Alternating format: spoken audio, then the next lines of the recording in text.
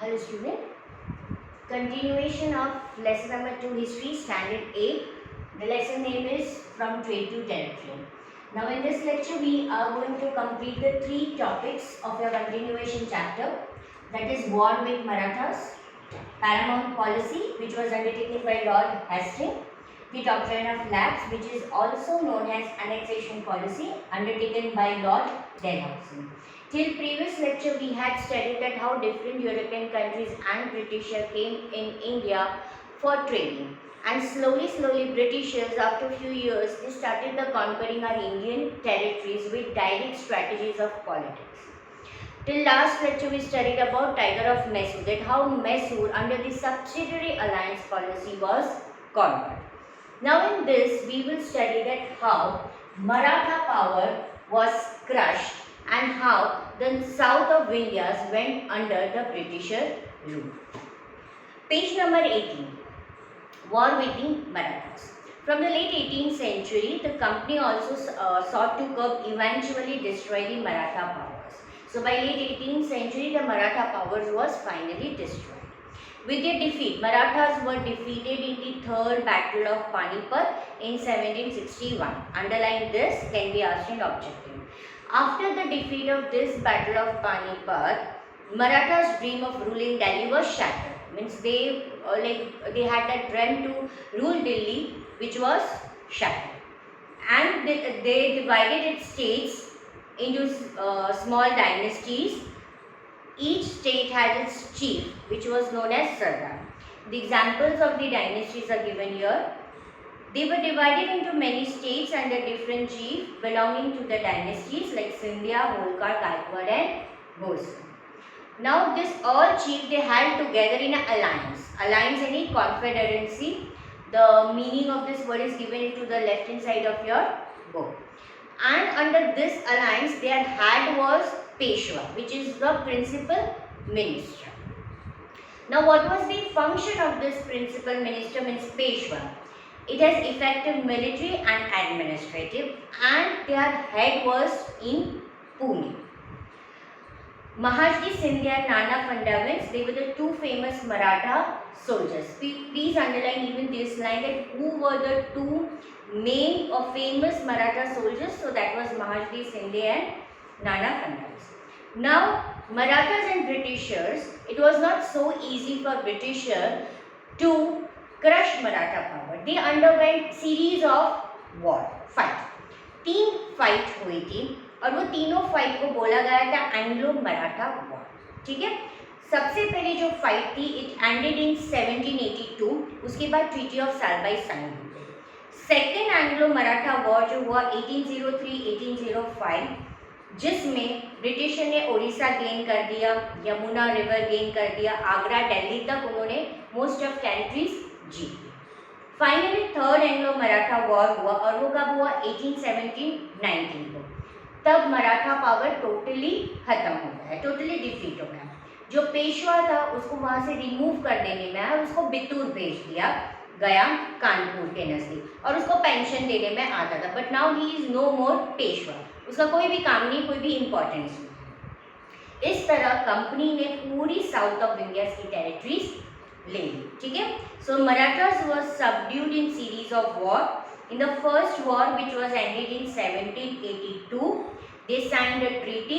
Treaty name is Salbai. So you have to underline all the years in which year the Treaty of Salbai was signed. So that is 1782. So there was no clear victor. Then there was a second Anglo-Maratha war, and resulting Britisher conquered, gained Orissa and the territories north of Yamuna, including Agra and Delhi. Then finally third Anglo War, which was in years 1817 and 1819, and finally British power was crushed. Now we will come to the second point, that is paramount policy. See, in previous lecture also I had explained you that Britishers used to conquer Indian states by applying different strategies, directly or indirectly. When they indirectly applying the different policies, if easily they can gain the territories, they would do it. But अगर कोई king नहीं मानता था तब जाके वो उनके साथ वॉर करते थे. So same page, page number 18. the claim of paramountcy. So now it is very clear that from the early 19th century company ने उनकी एग्रेसिव पॉलिसी शुरू कर दी थी. हमने आगे एक सब्सिडियरी अलायंस पॉलिसी पढ़ ली थी. अब जब दूसरे गवर्नर जनरल आए, दैट इज लॉर्ड हेस्टिंग्स. आपके टेक्स्ट बुक में दिया गया है उसका year, you have to underline. Under Lord Hastings, Governor General from 1813 to 1823, he came with a new policy, and that policy was known as paramountcy. Right? Now the company, what do you mean by paramount? Paramount का मतलब क्या होता है? Paramount यानी company ये बोल रहा था कि उनका जो भी पावर है सुप्रीम पावर है इंडियन स्टेट्स के सामने. Now the company claimed that its authority was paramount यानी कि supreme. Hence its power was greater. उसका power greater है in front of the Indian states. In order to protect its interests, it was justified in annexing or threatening to annex any Indian kingdom. और उनकी power बताने के लिए या तो वो थ्रेटन करते थे या वो अनेक्स कर देते थे इंडियन किंगडम.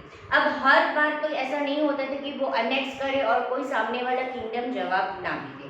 यहाँ पे एक एग्जाम्पल दिया है कि कैसे एक किंगडम को उन्होंने अनेक्स करने की कोशिश की और उनकी जो रानी थी उन्होंने मूवमेंट यानी प्रोटेस्ट किया, रिवॉल्ट किया. This process however did not go unchallenged. For example, when British tried to annex the small state of Kittur. Kittur का एक छोटा सा स्टेट था, उन्होंने अनेक्स करने की कोशिश की. वहाँ की जो रानी थी, रानी Channamma, took to the arms and lead an anti-British resistance movement. और उन्होंने एक प्रोटेस्ट मूवमेंट शुरू किया. Unluckily, she was arrested in 1824 and she died in the prison in 1829. पर उनके मरने के बाद भी उसी कितूर का एक छोटा सा दूसरा विलेज था, वहाँ का एक चौकीदार ने ये मूवमेंट कंटिन्यू किया. बट रयन्ना, अ पुअर चौकीदार ऑफ सांगोली इन कितूर, उन्होंने ये मूवमेंट कंटिन्यू किया विद अ पॉपुलर सपोर्ट. उसने काफ़ी ब्रिटिशर कैंप्स को डिस्ट्रॉय भी किए, बट वो पकड़ा गया और उसको भी फांसी दे दी, hang by British in 1830. Now in this paragraph, paramount policy, one more information is given that when applying this policy, how they gained northwest part. Right? We saw that south उन्होंने conquer कर दिया था Maratha power को and करके. Page number 19. In late 1830s, East India Company became worried. Why they were worried? Whom they were worried? Russia. अब क्यों वो लोग रशिया से इतने worried थे? उन्हें लगा कि रशिया नॉर्थ वेस्ट से एंटर होगा और उस टेरिटरीज को वो कैप्चर कर लेगा.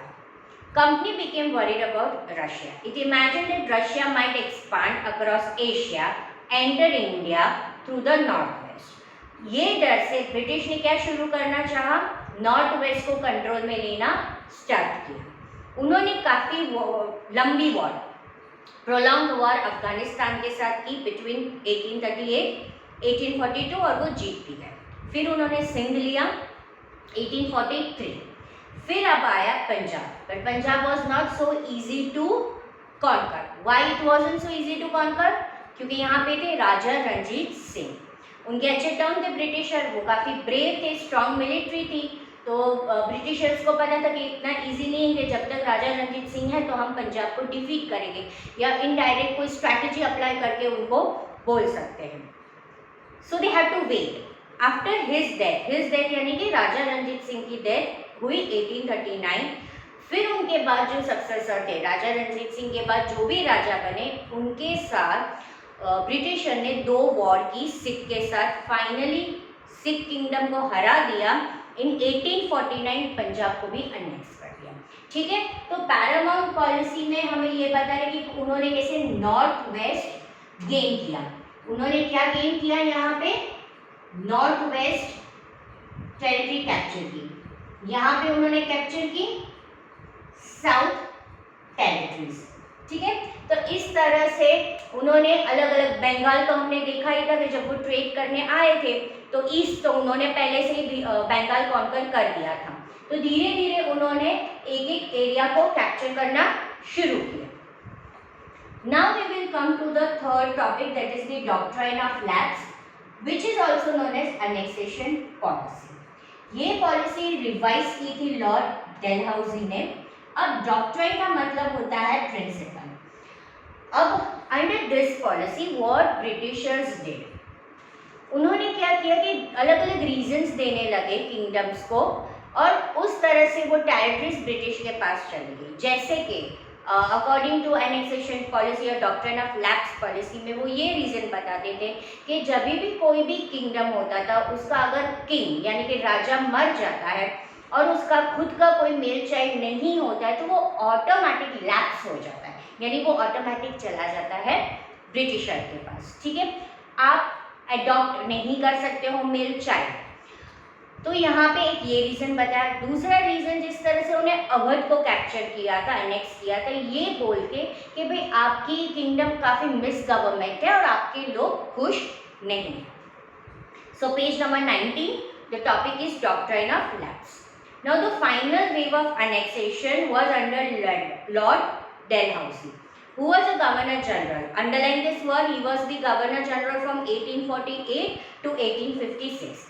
आपको ये भी क्वेश्चन आ सकता है कि who introduce the doctrine of lapse policy, तो लॉर्ड डेलहाउसी। उन्होंने सभी की पॉलिसीज ऊपर जितनी भी पॉलिसी उसको थोड़ा सा डिवाइस किया, नहीं तो मॉडिफाइड किया, और ये मॉडिफाइड पॉलिसी का नाम उन्होंने दिया doctrine of lapse. The doctrine यानी मैंने बोला जो रूल्स होते हैं या जो प्रिंसिपल्स होते हैं, वो डिक्लेयर करते हैं कि if an Indian ruler died without a male heir, तो उसकी किंगडम लैप्स हो जाती है और वो कंपनी की टेरिटरी की पार्ट हो जाती है। अगर किंगडम में राजा मर जाता है, उसके पास खुद का मेल चाइल्ड नहीं होता है, किंगडम लैप्स हो जाता है, वो ऑटोमेटिक कंपनी के पास चला जाता है। इस तरह से एक करके एक उन्होंने सारी कंपनीज को अनेक्स करना, टेरिटरीज को अनेक्स करना शुरू किया। Please underline this lines, one kingdom after another was annexed simply by applying this doctrine. कैसे, कौन कौन सी उन्होंने अप्लाई की? सतारा 1848, संबलपुर 1850, उदयपुर 1852, नागपुर 1853 एंड झांसी 1854। फाइनली जब 1856 आया तब कंपनी ने अवध को भी एनेक्स कर दिया। पर यहाँ पे दूसरा रीजन दिया। क्या दूसरा रीजन दिया? This time British had an added argument, they say that they were obliged by duty to take over the Awadh, यानी कि उनके पास कोई ऑप्शन ही नहीं है, उनको अवध लेना ही पड़ेगा। क्यों? उनके पीपल को फ्री, यानी अवध की जो प्रजा है, पीपल है, उनको फ्री करना है, क्योंकि आपकी गवर्नमेंट मिस गवर्नमेंट है, यानी बराबर मैनेजमेंट नहीं हो रही है। ठीक है, पर जब उनके अवध के जो पीपल थे उनको पता चला कि इस तरह से उनके नवाब को डिपोज यानी निकाल दिया है, ह्यूमिलेट किया है, तो उन्हें पसंद नहीं आया और उन्होंने एक रिवॉल्ट किया, और रिवॉल्ट का नाम दिया था रिवॉल्ट ऑफ 1857, जो हम लेटर चैप्टर में पढ़े थे। ठीक है, तो यहाँ पे क्लियर हो गया 3 पॉइंट्स। 2 पॉलिसीज मैंने आपको समझाई और कैसे साउथ एरिया मराठा पावर को क्रश करके ब्रिटिशर ने साउथ को अनेक्स किया।